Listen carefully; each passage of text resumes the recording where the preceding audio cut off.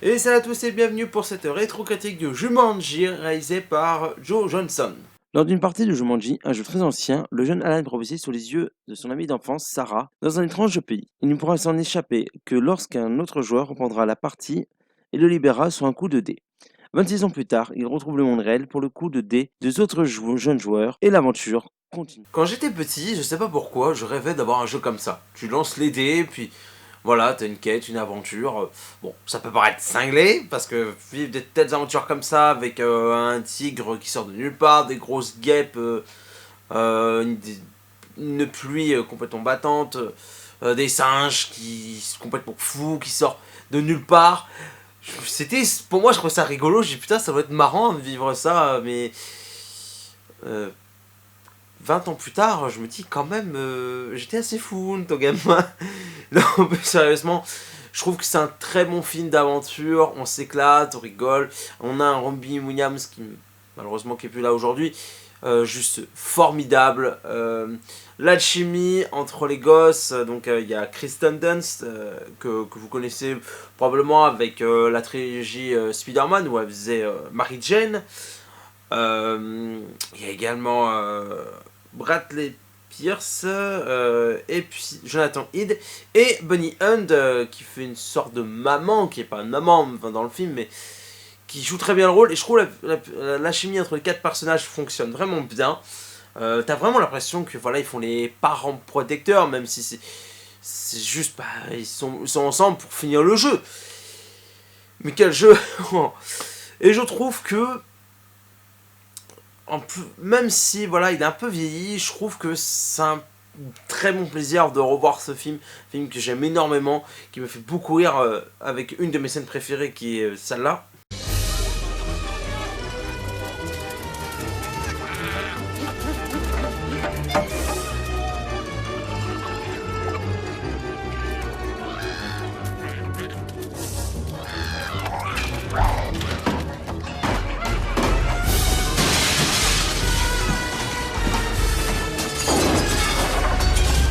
Cette scène, je sais pas pourquoi, c'est une de mes préférées, c'est pas la meilleure, mais je sais pas pourquoi elle me fait toujours rire. Des singes qui sont devant le poste télé, puis ils se mettent à danser, puis après ils rentrent dans le magasin en train de tout piller et tout. T'as des gens qui sont. Je pense que c'est le vendeur qui sort en courant, mais tu te dis, mais c'est complètement cinglé. Mais c'est tellement drôle. Il y a plus drôle comme scène hein, dans le film, mais je sais pas, ça c'est ça qui me fait plus marrer. Puis avec la musique, que je trouve très bonne aussi, hein, Robin Williams, il est magistral dedans, comme souvent en fait. Et c'est un acteur que j'aime énormément, qui malheureusement nous a quittés il y a déjà 5 ans. Vous l'avez sûrement connu dans Hook ou dans L'Homme Bicentenaire, Insomnia de Nolan. Ou un de mes préférés, que j'en parlerai de ce film d'ailleurs, qui est Madame Doubtfire. J'en parlerai dans une prochaine rétro-critique. Je sais pas quand, mais c'est sûr j'en parlerai parce que j'adore ce film. Et ce que j'aime avec cet acteur, c'est qu'il a toujours le petit côté enfantin, famille. Il a toujours aimé faire ça, je trouve. Même quand on sait qu'il a fait la voix du génie dans Aladdin pour la VO. C'est ce qui est l'homme d'ailleurs, ils ont dû retravailler le film parce que c'est un mec qui enchaîne, qui improvise et c'est le genre d'acteur que j'aime en fait, qui s'amuse et qui font plein de voix et tout. Et ce qu'on voit aussi dans Dame Dumbfire, c'est ça qui est bon.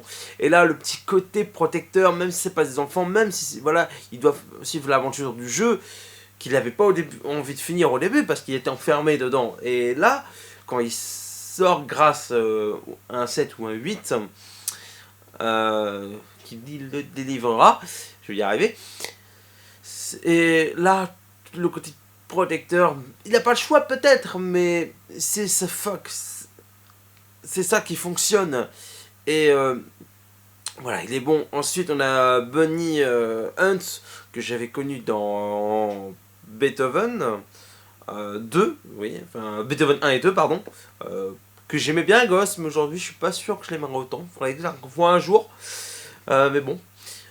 Mais ouais, même elle, qui jouait le rôle de Sarah Whittle, je crois.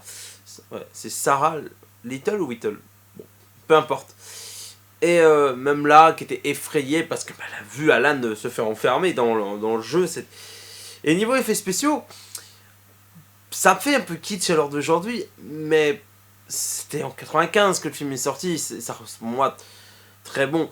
Euh, Franchement, quand je vois que les gens s'excitent sur le Jumanji de 2017, que je trouve pas mauvais, j'avais plutôt bien apprécié, mais qui casse le Jumanji de 95, et je ne pense pas que beaucoup de gamins aujourd'hui qui ont vu le Jumanji ou qui verront ce Jumanji de 2017 connaissent ou vont connaître celui de 95 qui est pour moi largement au-dessus, bien entendu.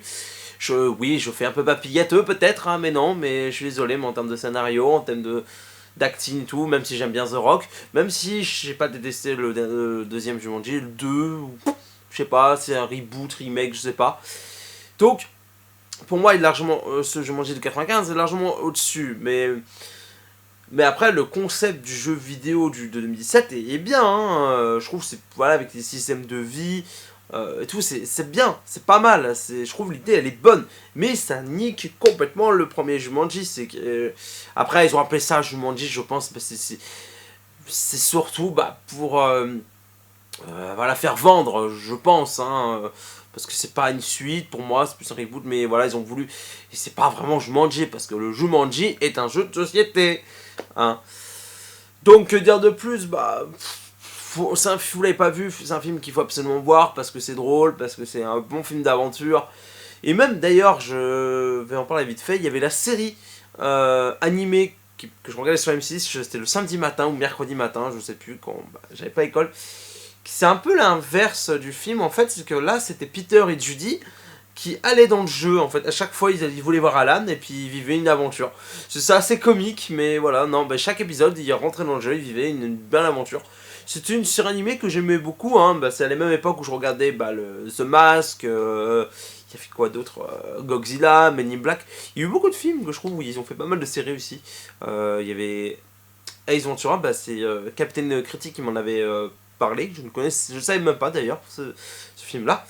Bref, je m'écarte. Donc c'est un film qu'il faut voir, revoir et revoir. En tout cas, si vous l'avez pas vu, je vous conseille grandement de le voir parce que voilà, vous allez passer un bon moment.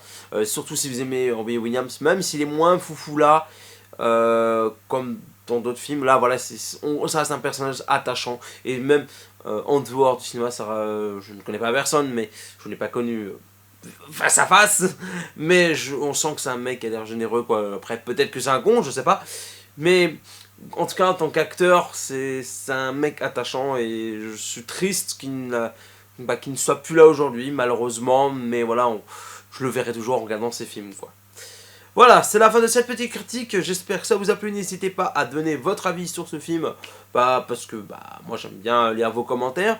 Je vous fais des gros bisous et à bientôt pour une nouvelle critique. Ciao.